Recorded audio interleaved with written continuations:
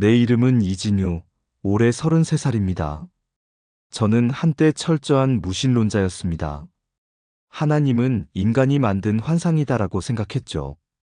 그런 저에게 기도는 미신, 교회는 집단 세뇌, 성경은 낡은 이야기책이었습니다.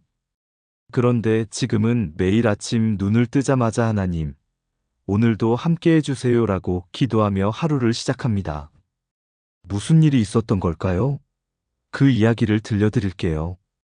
어릴 적부터 저는 질문이 많았습니다. 왜 태어났는지, 왜 죽는지, 왜 고통이 있는지. 하지만 교회에선 믿어야 이해된다는 말뿐이었습니다. 그 말이 너무 싫었습니다. 고등학생 때부터 무신론자를 자처했습니다. 신은 없다. 인간이 만든 허상일 뿐이다. 리처드 도킨스에 만들어진 신을 보며 무릎을 쳤죠. 대학에 가서도 저는 철학과 과학을 붙들고 살았습니다. 신앙을 가진 친구들을 보면 솔직히 불쌍했습니다. 왜 저렇게 아무 증거도 없는 걸 믿고 사나? 그러던 중 내 삶이 서서히 무너지기 시작했습니다. 졸업 후 취직이 잘 되지 않았습니다. 좋은 대학, 괜찮은 스펙이 있었지만 면접에서 계속 떨어졌고 1년 넘게 백수였습니다. 자존감은 무너졌고 난 쓸모없는 인간이야라는 생각이 들었습니다. 그러다 어느 날 오랜만에 만난 대학 동기가 이렇게 말했습니다. 교회 한번 와볼래? 널 위한 자리도 있을지 몰라. 당연히 거절했습니다. 그런데 그 말이 자꾸 마음에 남았습니다. 널 위한 자리도 있을지 몰라. 며칠 후 그냥 한번 가봤습니다.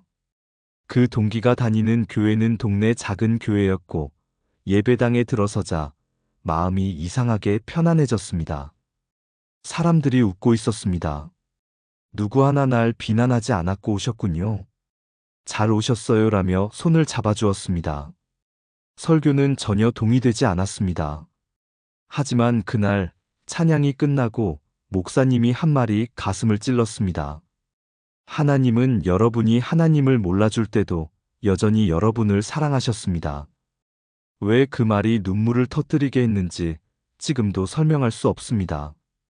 그냥 마음이 무너졌습니다. 그 후 몇 주간 저는 매주 교회를 나갔습니다. 기도는 못했고 성경은 여전히 이해되지 않았지만 예배가 끝나면 이상하게 마음이 차분해졌습니다. 어느 날 마음속에서 이런 소리가 들리는 것 같았습니다. 진우야, 나는 너를 기다리고 있었단다. 그건 누가 해주는 말이 아니었습니다.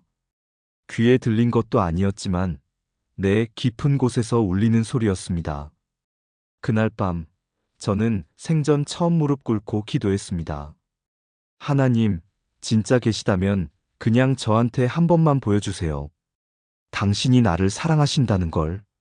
이상하게도 그 기도 이후 삶이 조금씩 달라졌습니다. 같은 취업 준비였지만 더 이상 두렵지 않았습니다. 불면증도 조금씩 나아졌고 마음이 편해지기 시작했습니다. 그 무렵 다시 면접을 보게 되었고 어렵다는 대기업에 합격하게 되었습니다. 거의 포기했던 회사였습니다. 그때 느꼈습니다. 이건 내 능력이 아니다. 그리고 다시 무릎 꿇었습니다. 이번엔 감격이었습니다. 하나님, 저 이제 믿겠습니다. 제 인생 맡깁니다. 이젠 제 방식 말고 주님의 방식으로 살고 싶어요. 지금 저는 신앙을 갖고 4년째 매일 말씀을 묵상하고 삶을 나눕니다. 세례도 받았고 직장인 청년부 리더로도 섬기고 있어요. 물론 지금도 질문은 있습니다.